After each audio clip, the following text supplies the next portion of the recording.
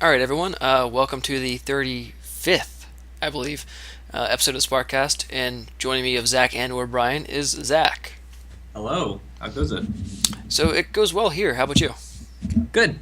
So I've seen a lot of activity on Team Dakota's part recently, like Brian coming into the office early and staying late. Is he the super active one and you're the lazy one, or how does that relationship go? Um, I think both of us do a lot. I don't believe a word of it. Okay. So, a big announcement, well, two big announcements actually happened immediately following the last week's Sparkcast, Hmm. where both the Treasure Trove and the expansion of the 2D Icons pack were announced. Right. So, let's start off with the two-dimensional version of this, so the simpler one. Okay. Where did the idea to expand an already existing content pack come from? Well, I we kind of understood that we were definitely some there's definitely some missed opportunity in the 2D icon pack when we first released it.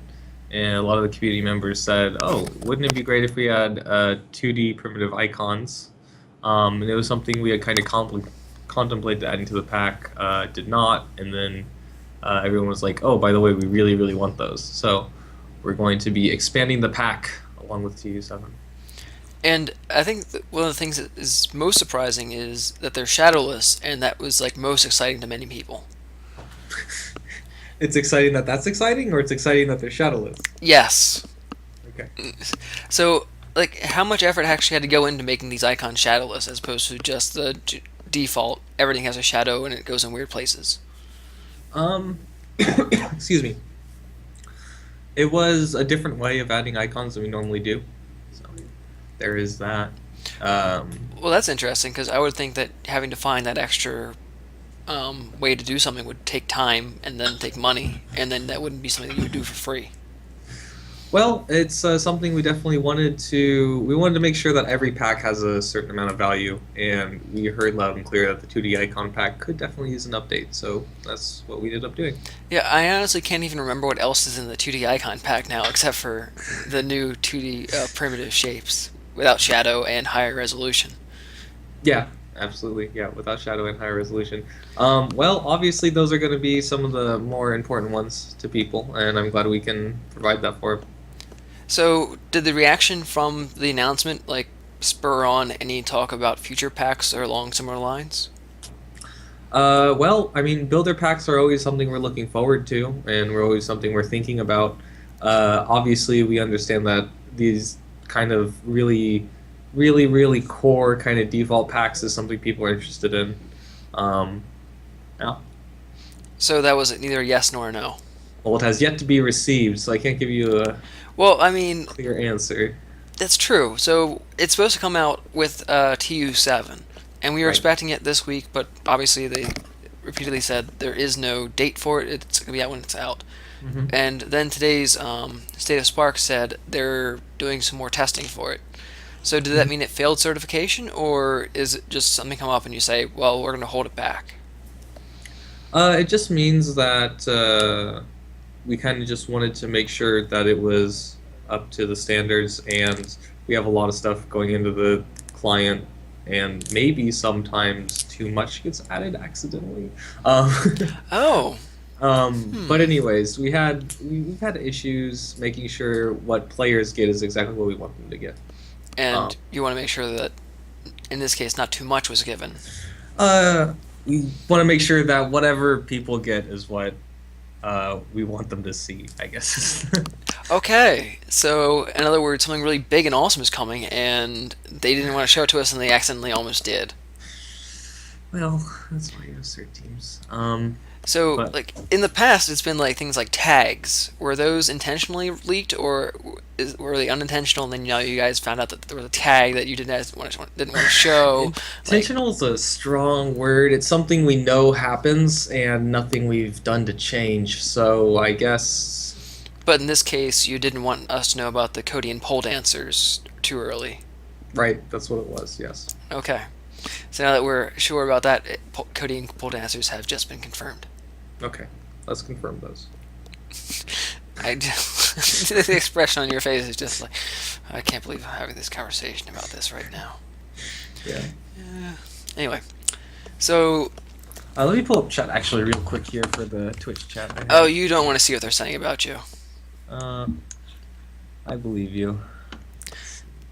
Well, mostly just what Meskad's saying about you. Anyway, so the next big thing, in addition to getting people already having the 2D icon pack getting more stuff for free, Yeah. is another thing about giving people stuff for free. So the Treasure Trove, could you briefly explain to people who maybe haven't seen the previous stream on it? Yeah, the Treasure Trove is a game that's going to be coming out. This little, we call it daily game, mini game, puzzle game that's going to be coming out along with U7 that will kind of allow you to get more credits every day. Every time you interact with the board, you get more credits and you get more XP. But it's also the first time we're rewarding tokens to players, and the first week we'll actually be awarding 7 days of premium. It's all free, with the caveat that you have to play a memory card matching game.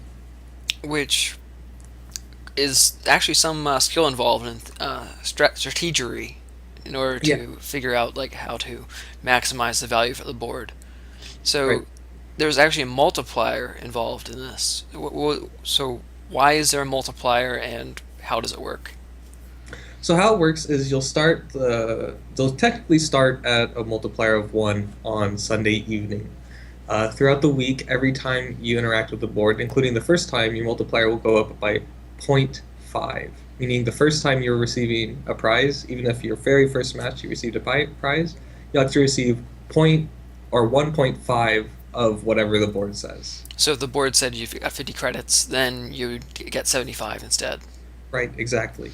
And that can happen one time a day, 7 days maximum. So you can imagine that eventually you're looking at you know, what, 7 divided by 2. So So, but why does the multiplier exist? What purpose does it serve for you guys? I don't understand it's great for us, but why did you guys put it in? right. Well, the whole idea with this board game is to incentivize people who are constantly logging into Spark to keep logging into Spark. So you have to log in every day to get your maximum multiplier, and you have to log in every day to collect these golden tickets that you'll receive to play the board game. And it's really about getting it's making sure we reward the players who come into Spark and play every day. Couldn't you guys? I don't think Skinner's pigeon is the correct one. I think I've used that term in the show before, but what's the one where you tap a button a random number of times, and every once in a while it'll distribute payment to the pigeon?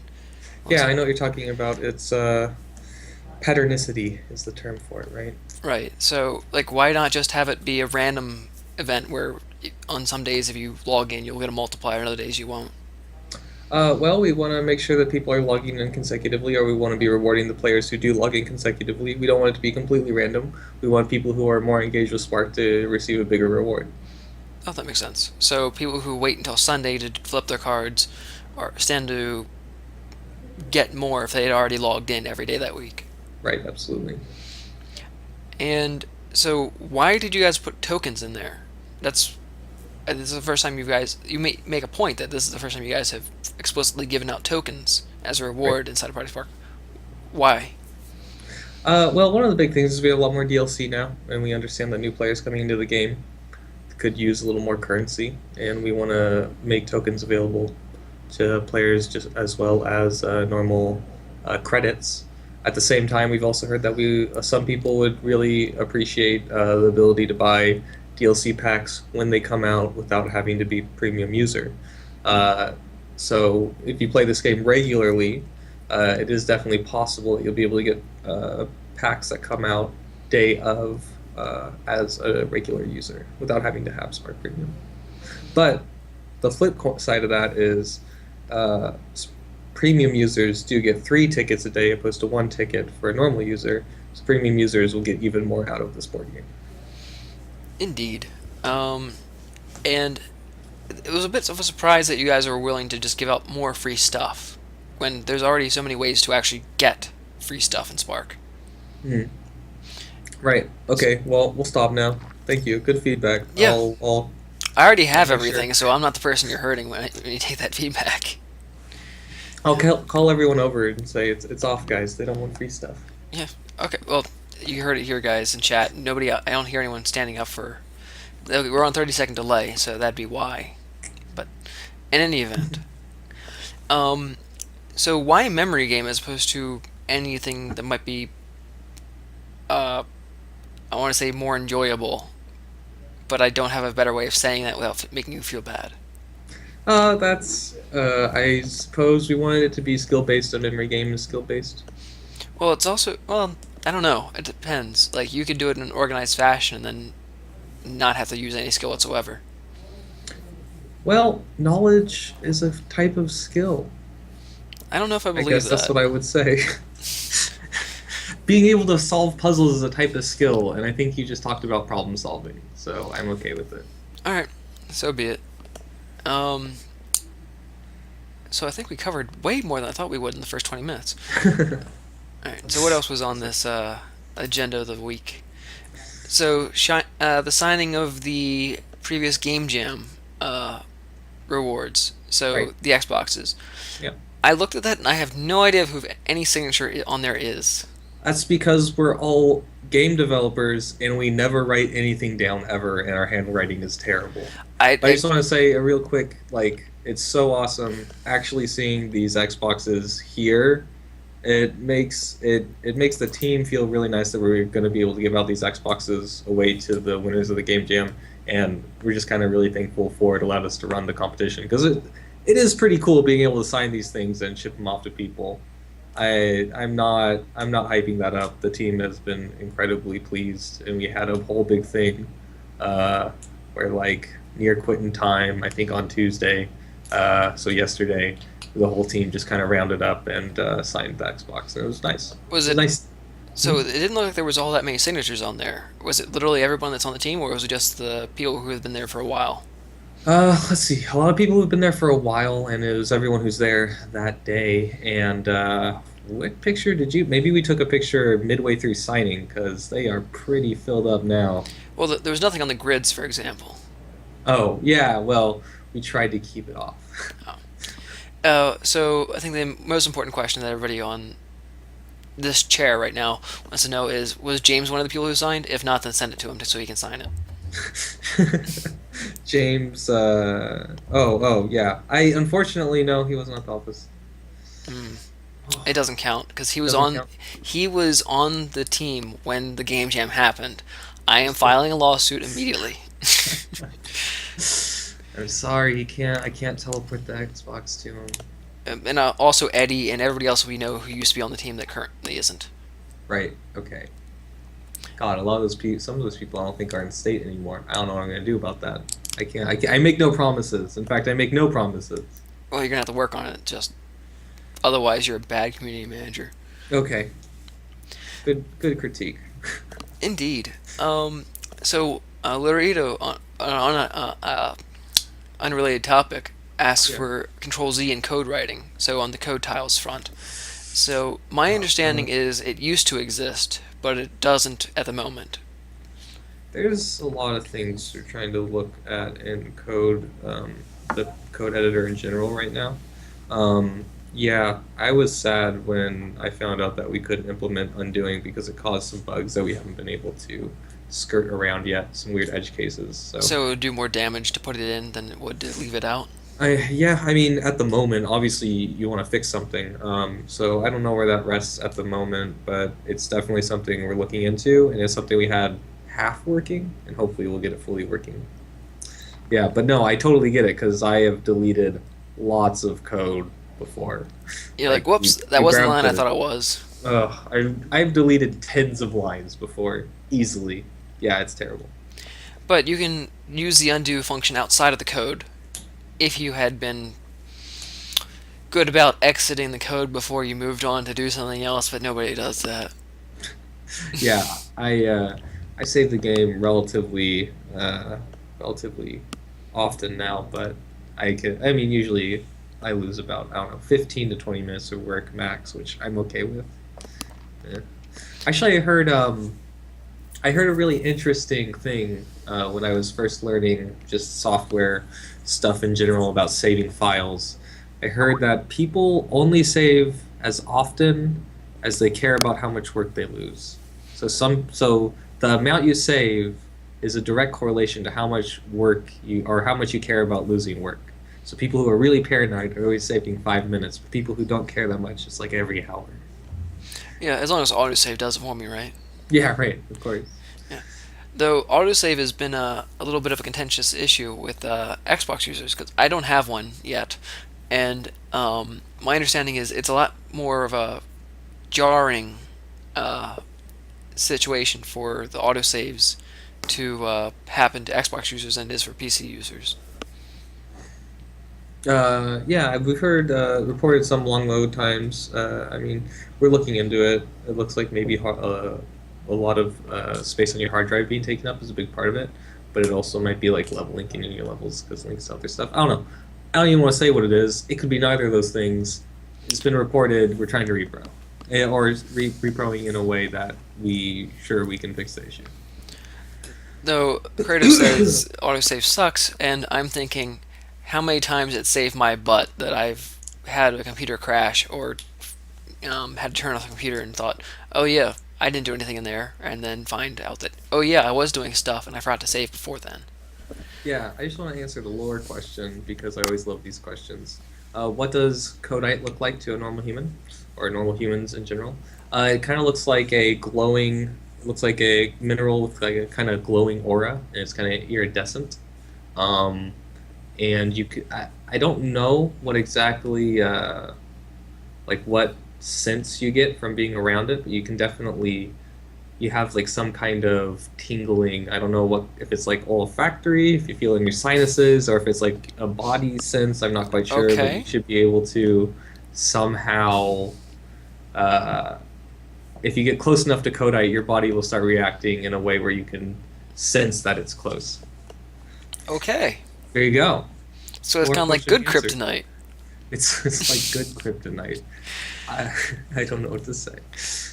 Well, the thing is, it can look like anything, right? Because I mean, you can recolor the codite, It's because true. we have the crystals and we just change the. I mean, I'm human, so I see the crystals as they are, and I can change the color of them however I wish. Like on the my game jam entry, I actually recolored the codite to be blue on the edges, but purplish pink on the middle, Yeah. indicating that it was corrupted by the void. And I Right. thought that that little lore push it hurt me to do, but the person I was working with actually liked the color scheme and stuff like that. So That's cool. I like it. That's nice. yeah. Certainly, in your own games, make lore part of your own story. Don't feel incredibly bolted down to what we have. It's really nice to see adaptations. It's really cool. Yeah, but with What would happen if you eat Kodite? Oh my god, I have no idea. I think Kodite usually is not refined, so usually it's like, 50% other rock. So you're at least eating 50% other rock along with the Kodite. That can't be good. I don't think you'd turn into a spark unless maybe it was like very condensed and refined. it was the singularity of codite. Yeah, right. Yeah. But my point was like I felt like I was pandering to you guys. Like this is a competition. You guys are the one judging it. You like your lore a whole lot, so here's some of it. I'm not making fun of it right now. I promise. Making fun of our lore might be a good thing to do to win a competition. A good thing, really. Or creating your own lore, also really impressive. So if you can do it, definitely bonus points. So the next game jam is actually coming up. It was mentioned alongside the picture. Is there any like information like timescale or anything like that? Well, hopefully we'll have a new game jam soon. I don't. We should be announcing relatively quickly what it will be, and we're really excited. Okay. Well, I'm sure everyone here is excited too. Especially if the prizes are along the same lines as they were before, where people like getting stuff. People do like getting things. We here at Team Dakota can confirm people like getting things. There you go. Speaking of which, Yeah. uh, my understanding is you guys are running painfully low on swag. Yeah, it kind of ebbs and flows, and right now we're down to one spark plushie. Or one Claim it. Sparks Mine. plushie. Mine. You already have too many, you don't get one. I don't have one at all. Well, that's too many. 0? Really, we're gonna do this the best way, and we're gonna divide it up as many users as Spark has, and everyone will get like one strand of cotton. It'll be good. I think that's fair. Thank you. I'm like the anti-King Solomon. Yeah, cut the baby in half. That's fine. No, wait, no. King Solomon did say that, though. It was the mom that said no. So Uh-huh. I'm the anti-mom. Okay. You're the Yeah, anti-mom. anti-mom. But you guys could seriously sell that stuff. I think I've said this to you a million times, but yeah, sell it. You could sell it for more than a content pack. People would buy it. Yeah, Mescat has like 20 of the damn things. I know. I know. It's ridiculous. I don't even have one. I legitimately don't have one. But I mean, how did he get them? Because I mean, he didn't go to any of the conventions or anything. Before my time, I don't know. Had I been working on the project Oh, at that's that right. point. He was Mike's favorite. For those Um, who don't know, at one of the streams towards the end of Mike Lisko's tenure, he pointed out that Mescat was his current favorite, and then for a while on .org chat, Mescat had Mike's favorite as his signature. like, uh, so what are some things I guess I want to talk about? I want to talk about 2D icons and how great it's going to be because I've been messing around with Yeah, it we and can it go. Whoa, makes we can go back to that, but yeah, you're actually using them.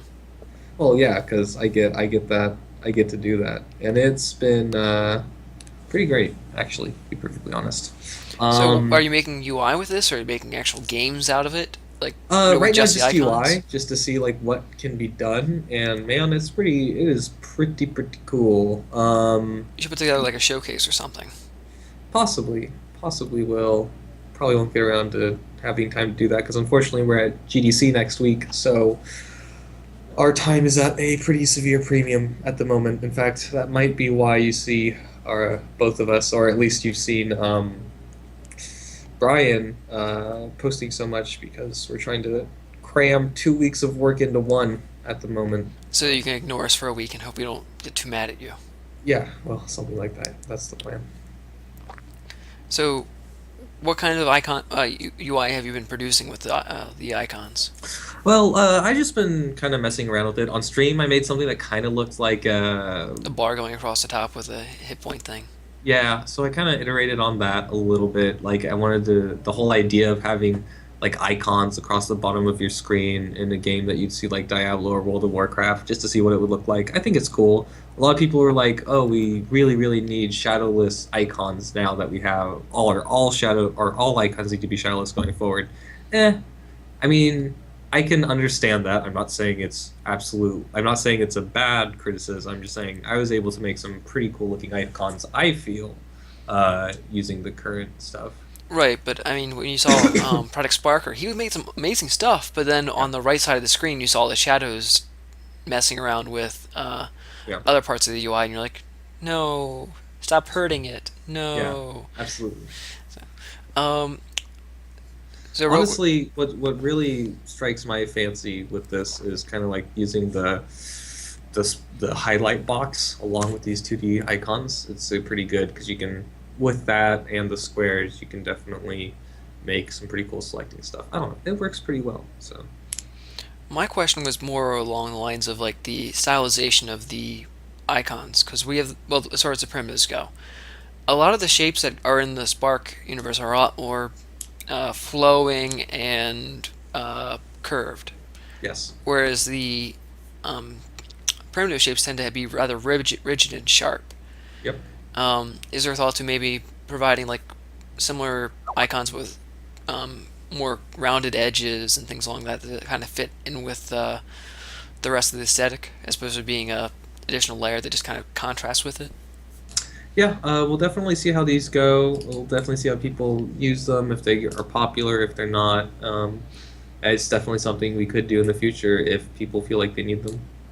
I strongly encourage everybody to use these icons as much as possible, even when they're not necessary. Just put them in the corners of the screen. Just jam pack 128 of them, because that's how many you can fit onto the screen at one time, and then say, "See, I'm using them. Give me more." That's exactly how it works. You're right. You should do that. I control all the people that are in chat at the moment, and that's what they Okay. said. Okay, cool. So I did notice that Lori did say something that they've been having a problem with this, and I've seen it come up time and time again throughout people's tenure in Spark when they first start. Having trouble changing the language settings to English inside of Spark. Is there a guide anywhere that like officially how to change the settings on your PC or on your Xbox in the correct place in order to get Spark to change its language settings? Um, nope. And I don't think you'll see anyone anytime soon because we release games based on their region, or based on the region, we release them in that language. So that's how we've been operating thus far. There may be ways to get it into English, but there certainly won't be any official um, Could you at least point in tutorial. a direction of saying this is where you would change it if you had to change it? I don't know. I'm sure there are resources out there somewhere.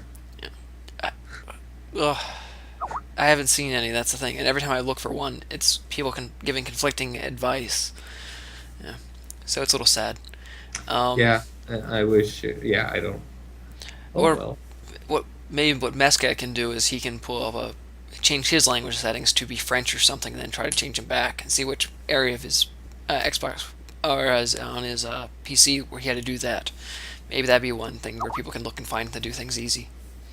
Liable properties, good question. Not working on it at the moment, but it's definitely something we've looked into. We need to get But like a yeah, giant list of all these things that we've requested yeah, because there's a lot of things we all want, like legitimately think are going to be awesome, and then the response is either, "Yeah, we might be working on that right now," or "That's not enough. It's cool, but we can't really do anything about it right now." yeah. It's true. I don't know what to say. There's a lot of things like that. Our backlog is very long. They're definitely prioritized on there somewhere. I probably only know the like next 10 to 15 things on our backlog, and I can say it's probably not light bulb properties. I don't remember that making the list, but it's definitely somewhere on that list. I can't remember where. So Actually, a few months back, a few of us in the CAG actually got motivated to pull together all the requests that have ever been made. It ended up being about 400 requests. So when we request something, it kind of means like we think this is gonna be cool, but unless we fight for it nonstop, I'm not sure how hard it's gonna push up the priority ladder. I think the best way to phrase this is if you want to see a change in Spark, it's much like electing a candidate. There are 400 people running for office of the next things we should fix in Project Spark. If your candidate has the most support publicly, then he wins. He or she, I should say. Some of these bugs are strong, independent women. Wow, the queens even. But so that's another point. Like we don't have like a single place where we can fill out a poll and like on a scale from 1 to 10, move the markers or sliders around and say, this one's not that great, this one's pretty good, and this one's really good, that one doesn't affect me. Um, I guess the closest thing are like little spreadsheets I've been going through. I know some people are really tired of them, so I haven't been doing them as much. But um, how much do those things impact your guys' decision making? Which ones? The spreadsheets that Oh, have been done. absolutely. Yeah, yeah. The spreadsheets are a great kind of tool. And I was just reading chat, kind of along the same line as how do I publicize my support. Spreadsheets like Mike or Moose does Who's really Mike? does. Mike doesn't work Who's here Mike? anymore, man. Okay. Spreadsheets Moose does does definitely help. It helps us reprioritize if it's. But we're always obviously constantly looking at how much time it takes and how much the community wants it. So if it's a high issue item, right? It's a high priority item with the community. Then it will get raised. That does not mean it's always raised to the very next thing we do because we just might maybe it takes more time and we think that we can hit some more bugs people find interesting before we get to that one. But it definitely does when we see people having a problem with an issue, it moves that issue up in our queue. It doesn't always move it to the top, but in a perfect world, obviously there would be no queue of bugs. We could just fix every single bug as it comes up. That's not the world we live in. So we're trying to constantly assess which bug we should fix next. And when we see a lot of support or let's say infamy regarding a bug that people really need fixed, that's what gets pushed up. That's bugs, but the same thing is true for like requested features or feature tweaks. Right, yeah. Yes, absolutely. And it seemed like the feedback on the showcase level was like almost directly correlated with their decline. How so? Oh, right. So, Because no one was very interested in the showcase levels. well, they were interested in the seeing the props in the game, but they weren't interested in seeing them arranged or coded or whatever in a example world. Right, exactly. So, but the people were interested in seeing them in game. Is there any thought about bringing that aspect back? There's definitely thoughts. We're definitely looking into some really awesome options that I hope get implemented soon. So, really awesome means it's already done, just waiting for it to be Maybe not so implemented. much on that one, unfortunately. There's definitely an amazing plan that I hope is coming to a marketplace near you soon. And also, yes, talking in chat and talking directly to Zack at this point, you guys can make your voices heard. It just have to make it sound more interesting than whining, I guess. Or if everyone said the same thing. Yeah. I mean, because we have so many individuals that are having such a horrible time with their problem, and we truly empathize. But we have so many people affected by so many problems that a See, you're thinking single about the and problems. I'm thinking about the fun stuff that we want. right. Well, same thing with fun stuff. So, speaking of fun stuff, I did Yes, notice that you guys have a couple job postings. that's true. It's very, very true. We have two job postings. Let me remember the two of them. One is a senior.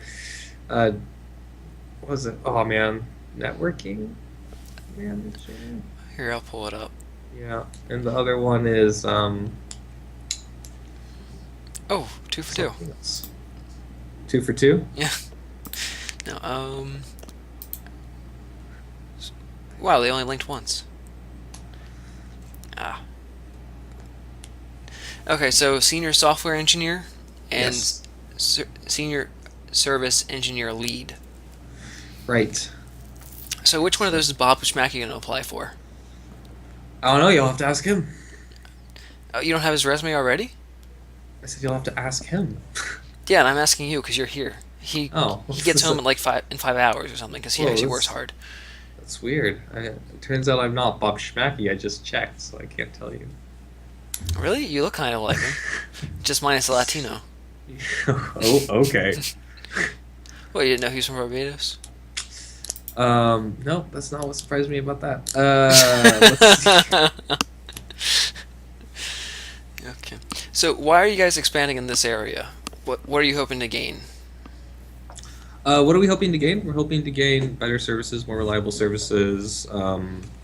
Hoping let's see, the next thing. I mean, a lot of people have been talking about. I don't know. Well, what is the big thing people talk about that you could relate to services and server stuff? Feeds are one of the big things that come up, obviously. And all that kind of back-end server work of sorting levels and discoverability and all that kind of interesting stuff. So, I guess that makes sense considering you guys were talking about improving the feeds a few weeks back and collecting feedback on that. right. So two and two together. He can't do the math, but you can. But no, I mean that's definitely part of what whoever's coming on will be doing. But honestly, a lot more than that as well. Anything to go with their backend. So they will be trying to help improve the feeds. They will be changing a little bit of how hopefully we sort levels. We'll see how it goes. And that as well as just keeping everything running and any kind of new features we want to add that goes along with anything that's on the server. So if it's on the server and you want it, this person is going to help you get it. That's pretty much how it goes. It's a pretty broad, really, really broad position. So Infrared brings up leaderboards, which I think is ironic because he doesn't have any games out that actually would use a leaderboard. Zing. Yeah, leaderboard is another cool thing. Yeah, it definitely has some back-end work. It's obviously a feature that requires doing that as well. But yeah. So this is Zach's nervous tick. When he rocks back and forth, it means something's ready, but they don't want to talk about it yet. Is that? I don't think that's not my tell for sure. His tell is actually when he leans one of his hands behind his chair. That's Actually, Infrared did release a game as a result of my ribbing, so I'm actually proud of that. Oh, It's really? it's his Crystal Story one where he broke it, but it's Oh, still yeah, live. absolutely. Oh my God, dude, fix Crystal Story, please. Oh my God, please fix it. So why? Why should he fix it? Well, it's a great game, a great example of what you can accomplish in Project Spark. So, In other words, you're saying you'll feature it if he puts it up and fixes it. I mean, it's definitely the kind of level we would like to feature. I can't say before I see anything, but it's obviously a really good contender for something to be featured. Anyone who's watching now should definitely check it out. Yeah, I looked through. Well, I watched the camera pans for a little while, and then Yeah. I ran through for a little bit, and I was like, "There's not actually any gameplay here," so I left out. But I wasn't sure if that was the broken part or what. Not quite. I mean, it's kind of like an exploration, kind of cool. You get to fight some enemies as well. It's cool. You should play through it. You should actually take the time to play through it, for sure. All right, I guess. Anyway, if anybody else has anything in chat to bring up, feel free to do so. Because at the Oh. moment, I'm surprised at how much we got through in 40 minutes. Let's see. What would it feel like to be turned into a spark if that was possible?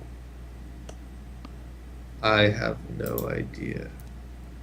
Probably like We'll static have, charge. we'll have to ask Henry on that one. He's like the lore. Here's the keeper of the lore. I really honestly don't know. I know sparks always feel very creative, but aside from that, I don't really know. Well, they actually do have a thinking cap now, where they administer a very small charge to your brain and actually makes you smarter for that time period that you have the charge in your brain. Nice, It basically primes all your neurons in your brain. nice. Is it a 40 hertz like signal? Possibly. I believe it was like the equivalent of a double A battery. That's cool. That's cool. Now I need to read up on that. Ugh, so many things to read up on. Well, All just right. get a thinking cap around the office. Maybe that'll help you guys get through bugs. So, in another facet of neuroscience, because this is a part I am in love with, and we decided to talk about this, so now you're going to hear me. Go for it. We'll see so, if any other questions come in the meantime if you're rambling. it turns out every single decision you make over the course of a day expends a little glucose every time you fire a Right. synapse in your brain. So, the best time to make complex decisions is early in the day, because as your glucose slowly depletes over the day, it becomes harder and more frustrating to make decisions, especially if you have to make a lot of decisions that day. Well, that depends on your food input, though, because glucose is just the breakdown of sugar that came from all the starches and whatnot that you ate throughout the day. Yeah, but I mean, obviously, you would assume it's very hard for that kind of stuff to pass the blood-brain barrier, for one. And then the second, you're always going to have more after you've been sleeping, regardless of how much you have during the day. I don't know if But that's still, true. still maybe technically, I'd still think it'd be the peak unless you decide to gorge yourself on sugar the whole day just so you can think good. Think good. So it's late in the day for you then. Well, I'm actually a biologist by training, so I know all about the Krebs cycle and all that ATP stuff. So, um, I just have a hard time believing that in the morning when you're starving, and that's where the term breakfast comes from because you're fasting. Yeah, you're breaking your fast. Yeah. So I have a hard time believing that as soon as you wake up, you're like, wow, I have tons of brain energy, ready to go. I don't need that waffle. Yeah. I don't know, man. All I know is we measured glucose levels. I didn't actually read the paper. I should have. I'm a bad person. Yeah, I don't read the paper anyway. I just throw it out as soon as I get uh, in the driveway. Oh, I meant the research paper, not the paper. Oh, Those yeah. exist still? That's crazy. Yeah, well, Oh. I'm actually in a few of them because of Oh, my really? zombie makeup. But anyway, um, Grios brings up his favorite topic of Conker. So when are we going to hear more about Conker? Is there a Yeah. time frame? I mean, there's always been a time frame with Conquer. Has it been publicly shared? No. And I wish I really could. I wish I could share it with you guys. You know, You sh what we really need to do is have a drunk stream. I'm really tired of just saying like you should be excited because I understand it's really hard. If you're just seeing the stuff that I was seeing every day, it's hard to not just say you should be excited because I see amazing developments going on with all these packs. I'm like, man, they just keep getting better. If you compare the packs we were making at the beginning of the game to what's coming out now, I think it's kind of objectively our quality has improved, and that goes along with any kind of pack we're making. So I don't know. Be excited. It's really interesting. Well, I guess that goes hand in hand with one of the things that was mentioned in the State of Spark today, where they said even a massive pack, and I'm not sure if anything we've had so far would even be considered or classified as a massive pack before. Yeah. I guess the No, closest thing to a massive pack might be the castle pack, but I mean, I wouldn't even say that first content our contact is a massive pack. So, really, I thought that was like on par, if not bigger than the castle pack. it's definitely that's first contact is definitely bigger than the castle pack. I think. Yeah, because first contact is basically the Yeti combined with um, castle pack and maybe even like the Arctic pack also are in there. Because you have a biome, you have structures, and you have a new character model, Yeah. Right. and that wouldn't be classified as massive. That is well. I mean, massive is a sliding scale to whatever the biggest thing is, isn't it? No, unfortunately, yeah, we are not going to PAX East. Next week we'll be at GDC. So we had to choose whether or not we want to go to GDC or PAX because, well, there might be two community people, me and Brian. There's only one Xbox, or sorry, not Xbox, but Project Spark booth, and we cannot clone it and separate it into different areas. Well, here's the So thing: you it could goes build to one GDC. Product Spark out of cardboard boxes, booth out of cardboard boxes, and just have it be the primitive Spark booth. Yep, could do that. I think that's a brilliant idea. It's akin to the primitives, the thin primitives. Okay. You could just paint them different, like abstract colors, and it would be I great. We should make it a template. That'd be amazing. But so, why is there only one Party Spark booth? Has this never come up before? Never come up before. That's unfortunate. Yeah, I don't even know why they're holding PAX and GDC at the same week. It seems really weird. Well, I had a similar issue last week with Gamescom being at the same time as SOE Live, but Yeah, yeah, and it stinks because I'm never gonna be able to go to an SOE Live. It yeah, expired that's right. Yeah, man, that's. I don't understand why they do that like that. Because honestly, these events, people want to go to them. They like wait months and months and months. So like, why would you? You're not really cannibalizing the people who are gonna go if you hold it the next week or whatever, right? So they're just missing out on people who would normally go. Whatever. Maybe there's some facet of event planning I really don't understand. And what we really need is like a big gaming convention in Vegas instead of San Francisco or Seattle. Vegas? Yeah, that's where SOE Live was, Oh, I see what you're saying. and I didn't get to go. Okay. I do actually have like a few $100s worth of plane tickets saved up because I didn't go to both SOE Live and PAX South because obviously Spark wasn't at SOE Live, and then you guys also didn't go into PAX South. Yeah, right. Yeah. Man, I was kind of hoping for PAX South. That would be cool. It really would have. But It's so much beef. I really hope that Conker does make the fans happy. We are hopeful here. Well, it Very sounds like you guys hopeful. have put a whole lot into it. A lot. Yeah, I mean, everyone on the team is making sure we can do the best that we can with the resources we have, and hopefully that is. And I think, I mean, personally, yeah, we'll see. We'll see. But everyone here is trying to do their best, and by their best, I mean we're all playing. We've played Bad Fur Day. We are reloaded, right? And and so we're trying to stay true as best we can. No, I can't hit on any Conqueror characters returning other than, a certain squirrel with a chainsaw. And to answer all the questions in chat about SOE, yeah, it's Sony Online Entertainment. They're the people who made EverQuest, and that game took up about 10 years of my life. So as a result, I tend to have a pretty strong connection with it. But that company no longer exists. They were bought out and well sold to a private investing firm, and then they laid off like 40% of their staff. It was pretty awful. So if you guys were looking for to expand, you could have looked at their people who were just laid off. Yeah, yeah. We'll see if any apply. It is an open position, so. So how many times have you personally been playing the Conker games? Personally, I was only able to play through for about like 20, 30 minutes of the first level, but then I went back and I've been watching all of the cutscenes and playthroughs on YouTube. When you said first level, I thought you were talking about a Spark level at first, and I was like Oh. excited to think there's more than one level. Yeah.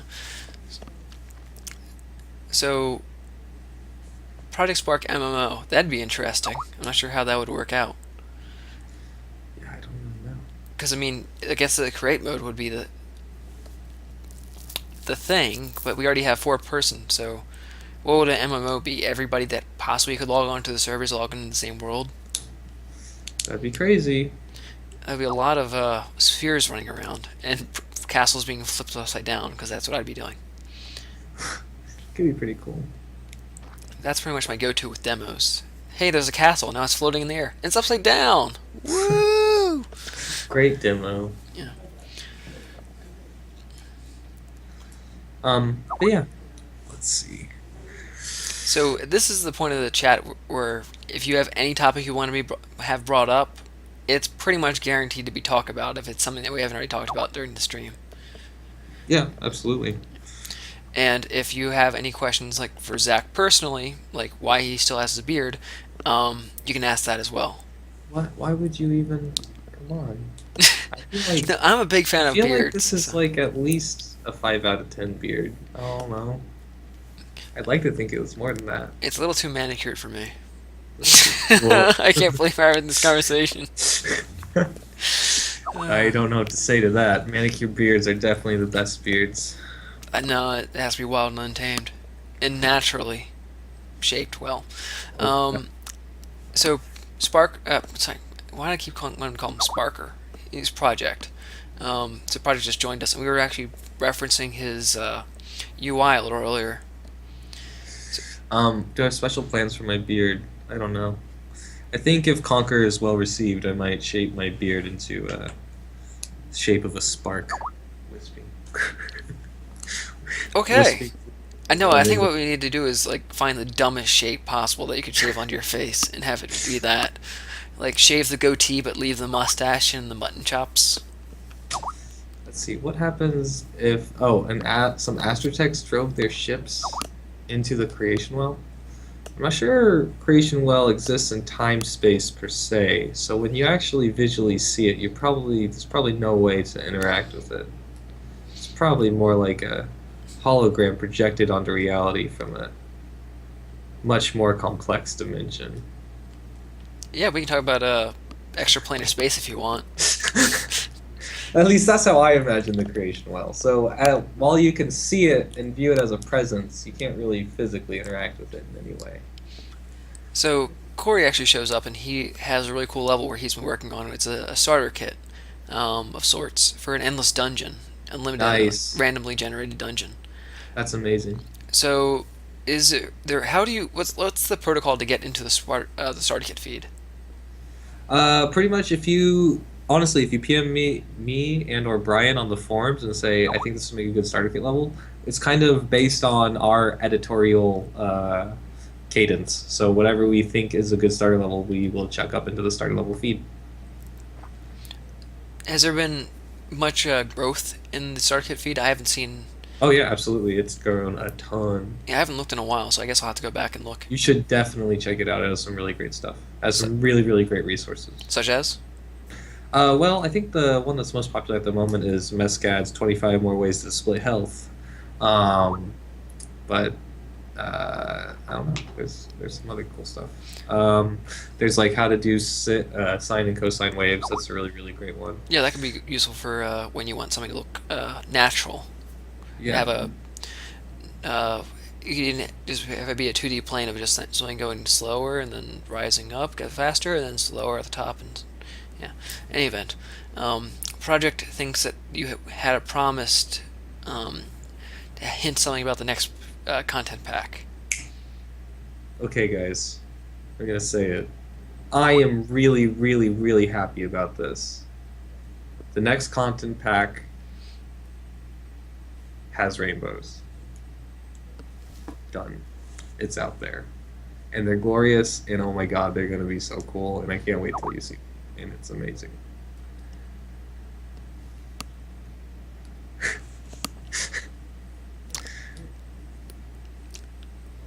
I There you don't go. know if you're serious or not about anything that you just said over the past minute. Who knows? Who knows? Who knows? But multi-brain tutorial is nearly done. Unfortunately, I had to, or I should say, fortunately, I've been putting together some curriculum for summer camps, which has gotten in my way of doing a multi-brain tutorial. But uh, yeah, Well, what we can do is post some of it in like sections, like when something's done, like the first part, then part two is coming in a few weeks from now, whenever it's done, and then maybe you're right. Yeah, episodic, that might be a good idea. Might be a good idea. so that people can digest the stuff over time, just like double rainbows. Just like It's a perfect double rainbow. It's I just. beautiful. You just have to say if someone's going to make a double rainbow, you have to flip the rainbow because one rainbow is facing one way, the other one faces the other. And What? yeah, if they face the second rainbow faces the opposite way. You're not even a rainbow expert. This is crazy. I don't even know. I'm not a rainbow expert. No, I have a friend who's a unicorn. Maybe I'll ask her. Okay, good. Yeah. Anyway, so we're actually at the hour mark, and that means we're coming to an end. Is there anything that you'd like to say towards the conclusion? I mean, I think rainbows is the best reveal ever. I don't know. Um, I don't even know it's a honest reveal. yeah, who knows? Will we hear more about it Anti-Spark. tomorrow? Anti-Spark is kind of purple, yeah, just like the Void purple. So it's like It's actually in game as an object, isn't it? Bad what spark. anti-Spark? Oh, bad spark. God, is that still in there? Yeah. Oh wow. Huh. Yeah, I don't know how much more is gonna happen with bad spark. Putting that out there. Um, we'll see. All right. So, Okay, cool. any notes you'd like to leave with the community? No, not at all. I hope you guys enjoy the next content pack, and I really hope you enjoy the next few content packs that are coming out. And yeah, fun stuff is going to be happening. I'll believe it when I see it. It's Okay, it's been weird. Like we've had this dirge of content packs lately. it's a dirge. Uh, the lack of. Oh, okay. Yeah, yeah. Well, that's what happens when you're making really, really, really, really, really big packs. So, um, On that okay. note, Yeah, I'll see you guys. all right. Thanks, Zach, for joining us. Thanks everyone in the chat for joining us. If anybody would like to stream immediately following the stream, feel free. You'll actually have a pretty large audience at the moment. And with that, if anyone would like to join me on the Sparkcast as a community guest to talk to Zach and or Brian live, please do. You just have to get a hold of me on project-spark.org or anywhere else where I'm found on the internets. All right. So thanks, Zach, and good night, everyone. See you guys.